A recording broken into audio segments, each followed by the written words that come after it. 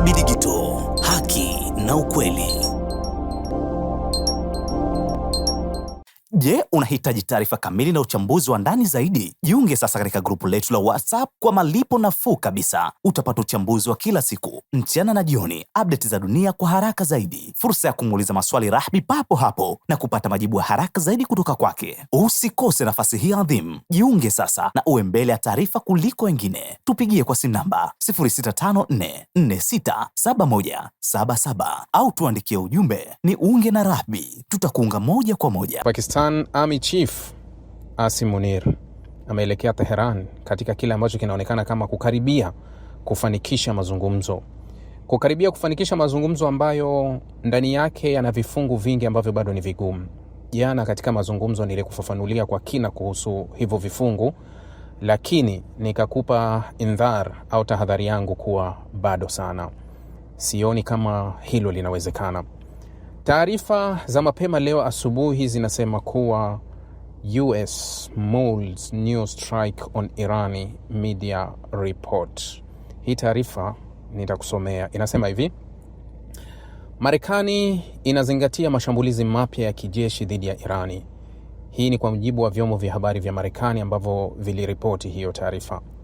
Ripoti hizo kutoka CBS pamoja na Axios zinakuja saa chache tu baada ya rais wa Marekani Donald Trump kusema kuwa hawezi kusafiri kuhudhuria harusi ya mwanae wikendi hii kutokana na mazingira yanayohusu serikali na upendo wake kwa Marekani. Trump alisema kwamba ilikuwa ni muhimu kwangu kubaki Washington DC, katika ikulu ya White House katika kipindi hiki kigumu. Axios na CBS zote zinasema kwamba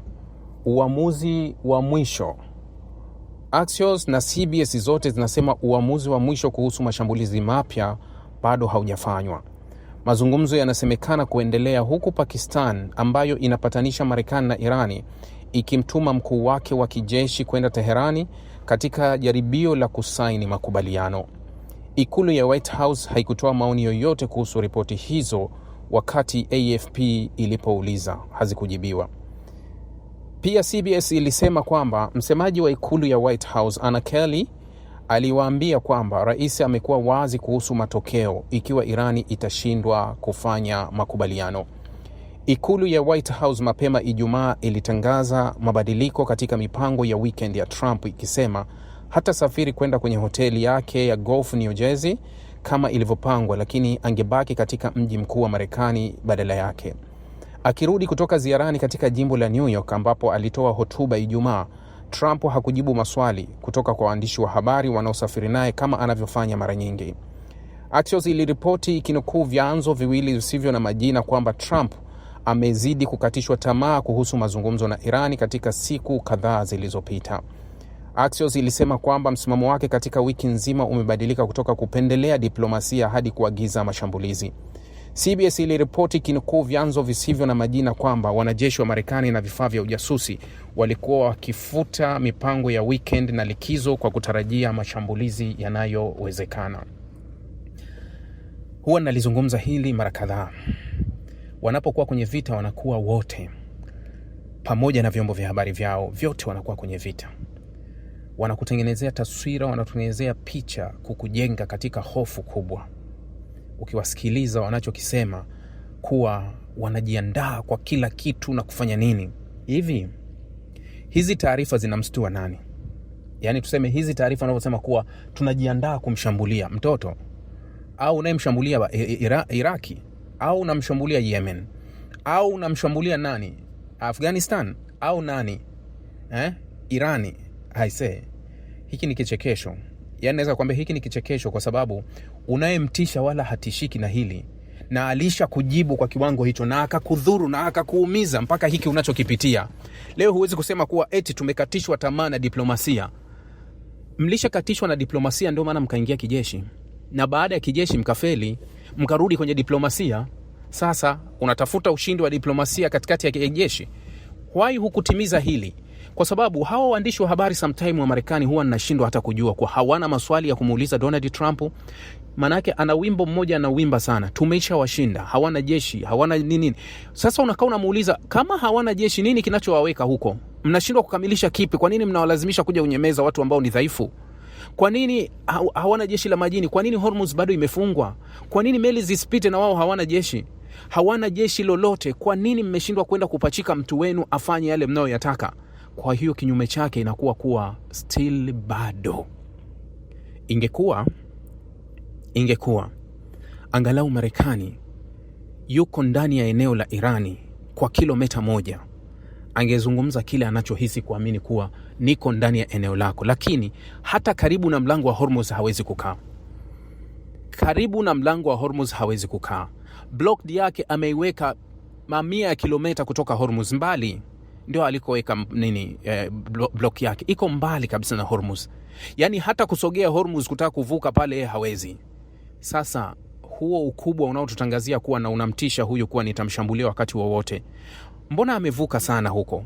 Au labda wewe tu umeamua kubaki hapo ulipo kwa sababu mwenzako nadhani ametoka muda mrefu hapo alipo, halafu wala hatishwi na hilo kulazimisha kuwa wakubaliane na kile unachokitaka wewe, hali ya kuwa mlishakaa kwenye meza na akagoma kukubaliana ukaingia kijeshi. Ulitakiwa utimize kijeshi, yani ulipaswa kutimiza katika njia ambayo ulichagua.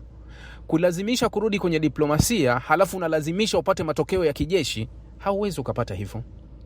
Hauwezi kupata matokeo ya kijeshi katika diplomasia. Ukija kwenye diplomasia utapata matokeo ya diplomasia, na matokeo ya diplomasia hayakupi ushindi kamili. Ndio yalivyo.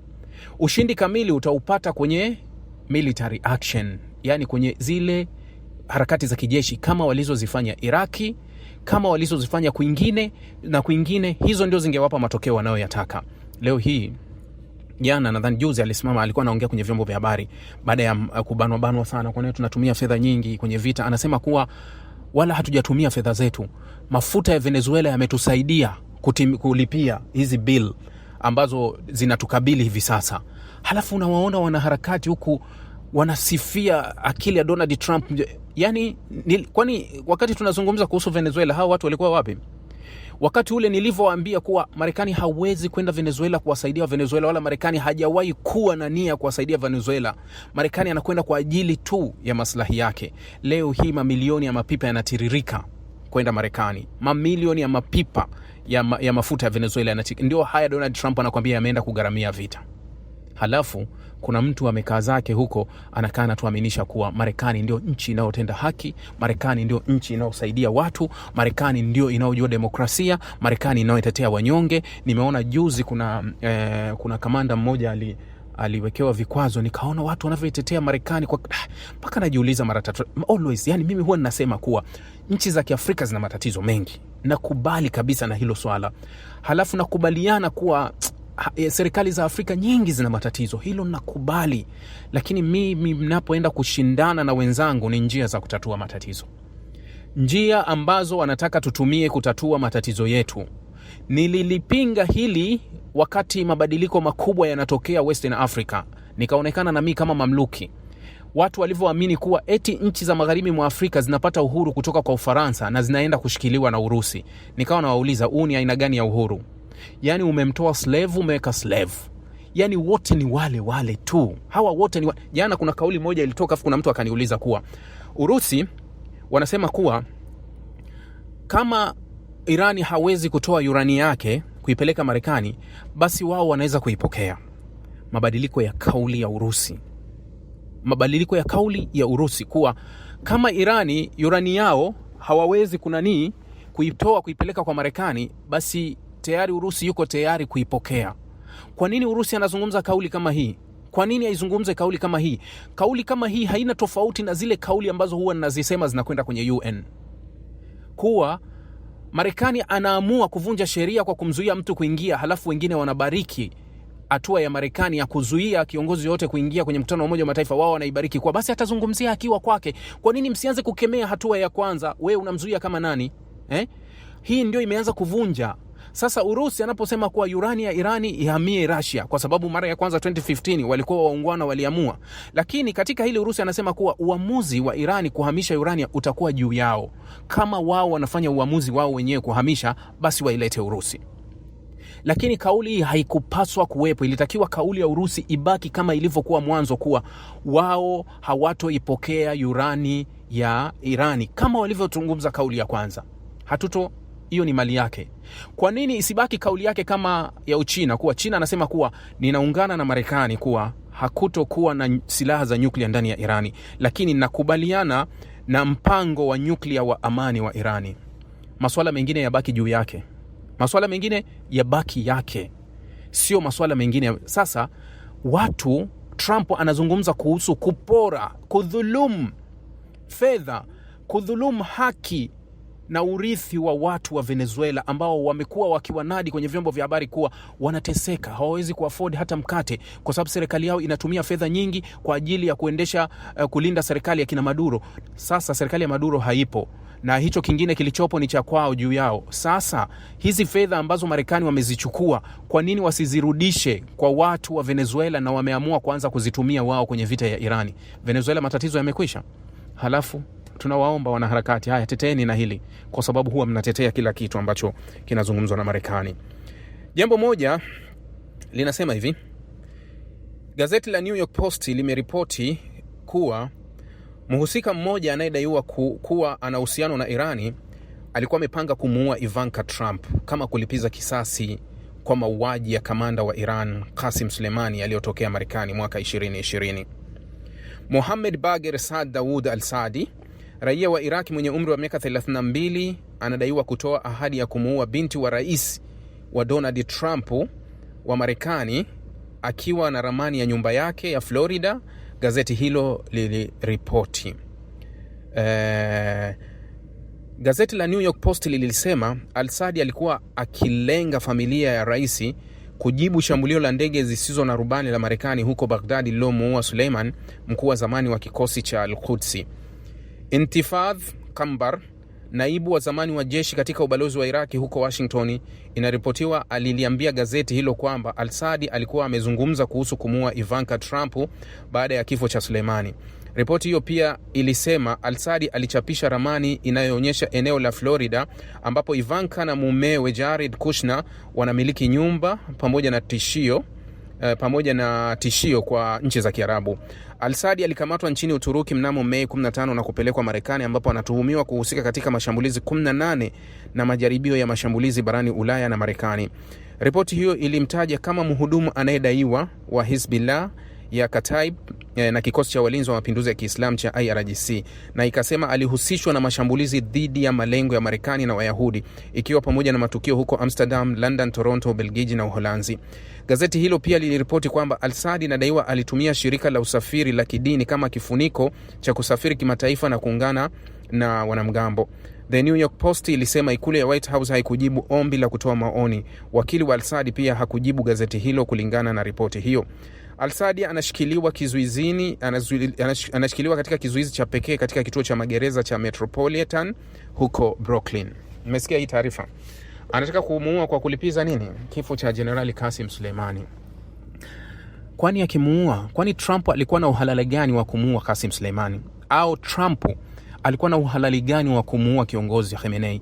Au Israeli amekuwa na uhalali gani wa kuua viongozi wote wa Hamas? Kwa lipi ambalo limehalalisha? Alafu kwa nini kwao iwe haramu?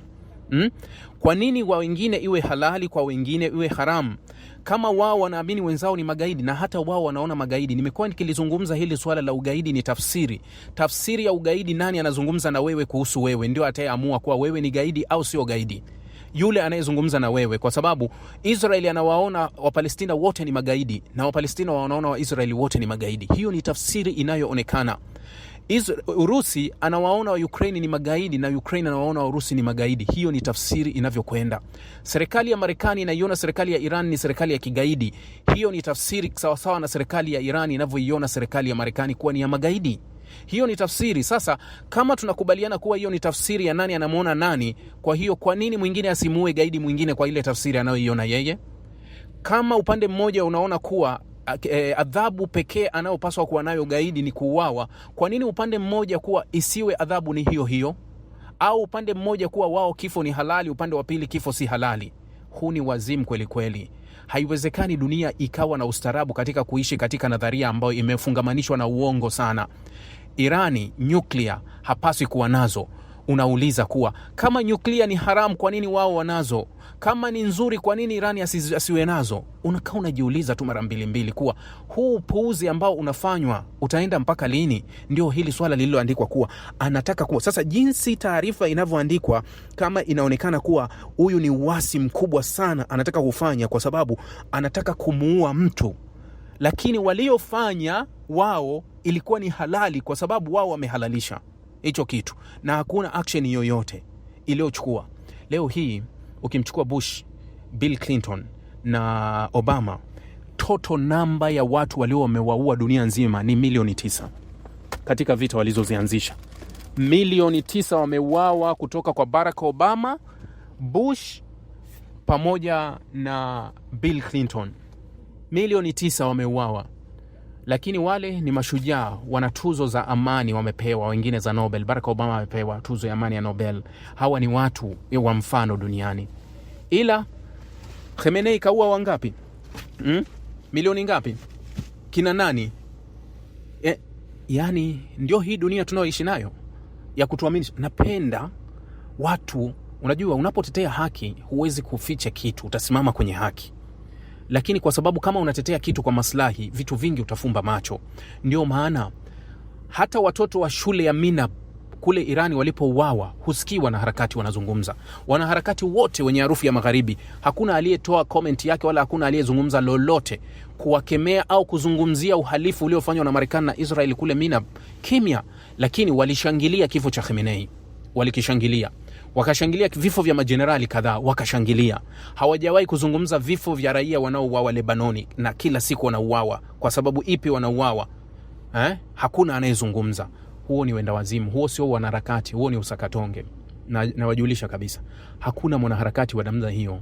Nimeuliza juzi kuwa mbona watu wanaharakati duniani wamejikusanya dunia nzima karibu, wamekwenda kule Gaza, wamekwenda kuwasaidia watu ambao wamekatiwa dunia, watu ambao hawana chochote kilichobaki. Yani wewe hapo kwako ukitazama, unatazama kwenye friji zako bado kuna misosi ipo, umekunywa chai, umefanya nini, umelala sehemu nzuri, unatembea jumba lako, unaweza ukatembea jumba hujalimaliza hata dakika 5 10, unavuka sehemu moja, hata unazunguka na mtu hana alichobaki nacho zaidi ya mlango mmoja wa hema kuingia na kutoka, kitanda, watoto, baba, mama, masufuria, vijiko, kila kitu kiko hapo. Watu wamevunja mzingiro kwenda kuwapa chochote, sio silaha, kuwapa chochote ambacho wanaweza wakajihisi binadamu. Mzingiro unawekwa, wanakamatwa, wanachukuliwa, Marekani anawawekea vikwazo hao wale. Halafu wanaharakati wanatetea kuwa yes kweli. Mko wapi? Au nyinyi ni kipi ambacho mnachokitazama? Kipi mnachokitazama? Pale Sudani kwa ufadhili wa Marekani, Israel na UAE kuna mauaji makubwa ya halaiki yanaendelea. Kwa nini watu hawazungumzi? Kwa sababu UAE anaungwa mkono na Marekani. Yuko pale anaungwa mkono na Marekani kwa sababu Marekani yeye ndio mfadhili wa au anayetoa posho sana. Kwa nini? Au tunazungumza kipi? Jamani, nisije nikavuka mstari, lakini nawakumbusha tu kuwa hii dunia haina usawa wowote, wala kile kitu kinaitwa haki za binadamu hakipo na hakijawahi kufanya kazi popote, na wala hakuna kitu kinaitwa sheria za kimataifa. Kwa hiyo watu wazoee tu kuishi katika haya maisha tunayoyaona. Asanteni sana.